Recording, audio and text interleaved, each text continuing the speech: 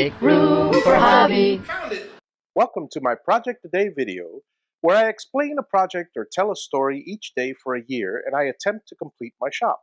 Today is day 4 of 365, and today's project is shop insulation, or the beginning of the shop insulation, in quarter 1 of the shop. During the summer here in Central Florida, it gets quite unbearable. And inside the shop is no exception. When the weather outside is in the 90s, the shop inside radiates heat like an oven. In order to ease the temperatures, I've decided to insulate the shop. Now is the perfect time because there's nothing in the way for me to get up on the lift and do the ceiling, do the walls, etc., etc. I don't have to be moving stuff around or working around a bunch of tools set in place. Some people are pro foam insulation, some people are against foam insulation. Closed cell foam insulation is an option, but it's the most expensive. Frankly, I don't have the resources for that at the moment. In addition to that, if there is a leak somewhere in the ceiling, we'll never find it. On the flip side, if there is a leak in the ceiling, it should be contained by the foam, theoretically. Open cell foam insulation is cheaper, but it's basically like a sponge. While not as expensive as closed cell,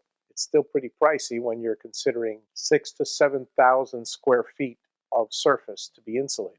For the ceiling, I chose attic foil insulation where the bottom side is white and the top is reflective. It's a special radiant barrier that reflects 97% of the radiant heat back up.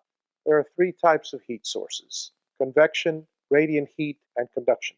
As far as my shop insulation is concerned, I'm not too worried about conductive heat because all my insulation has an air gap in between the metal building and the insulation.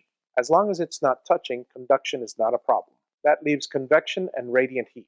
For radiant heat, I have, as I mentioned, the radiant barrier, which will reflect 97% of the radiant heat back up. The white on the other side will serve to reflect light. To me, this is suitable for a nice, bright shop. And that leaves convection. With the garage doors open or the gable fans that I plan to install pouring the heat out, convection works in your favor and the shop should be no hotter than the outside. So suffice to say, insulation helps. On the walls, I chose a different option. I got a great deal on some 3/4 inch reflective insulation, so I'm likely going to use that. If it turns out it's unbearable in the summertime, I've got options. I can insulate some more, I can open a door, I can turn on some fans, and worst case scenario, all of the above with an air conditioning system in the shop. But I highly doubt that's necessary. The original plan was to air condition the shop. The garage portion will be separate, so it doesn't need any AC. The shop area is large enough, and I'm going to have a lot of woodworking tools here that put out a lot of heat. So there's no point in air conditioning that section.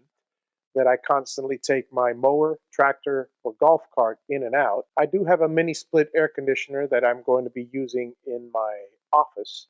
And the office will be insulated and closed off in addition to the insulation of the shop. So if I'm working in the shop and I need to cool off because it's too hot during the summer, well, I just walk into the office. On the flip side, if I'm too cold, I'll walk into the office where it's also a heater or put on a jacket. So now that this section of insulation is done, tomorrow I'll be working on the next 3 UFO lights, number 4, 5, and 6, in order to fully light the first quarter of the shop. Thank you for watching. Feel free to comment. I enjoy reading them, particularly when they're pleasant. Please subscribe, and as always, have a great day. Make room for Javi.